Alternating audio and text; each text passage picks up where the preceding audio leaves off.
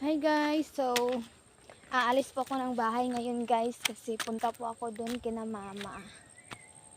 Then nagdala na din po ako ng ballpen, charger, tsaka bond paper guys kasi doon na ako matutulog sa bahay nila ni Nanay Rade kasi mag-vigil ako guys.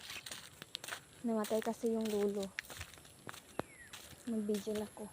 Tapos gagawa na din ako ng mga assignments ko guys, kaya po ako nagdala ng ballpen tsaka bond paper kasi may assignments kami guys kahit Lunes na yung exam namin. Grabe talaga. Tsaka may discussion pa po kami guys kasi hindi po lahat ng mga guro yung magdi-discuss sa mga estudyante, kundi estudyante din mag-discuss sa mga guro. Grabe talaga guys. Nagmamadali na po ako guys, kaya hindi na po ako nakapag-lotion. Tingnan nyo guys, hindi ako nakapag-lotion guys. Kasi nagmamadali na ako guys. So, papunta na ako guys. Hinihingal na, char. Tsaka guys, may gagawin pa lang kaming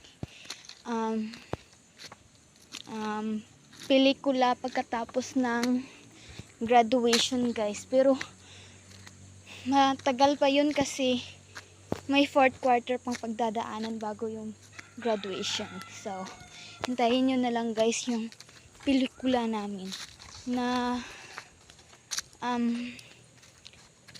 title is ano yun? Best Friend Forever. Tsaka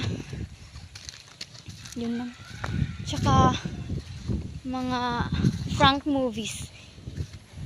Yun yung sinasuggest ni GB Kim eh.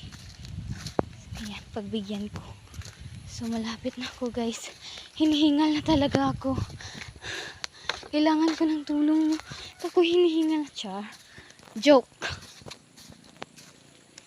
Baguhan pa po kami guys sa Glariel Kim Vloggers. Tsaka paki-subscribe na lang po din guys. Tapos like nyo kami.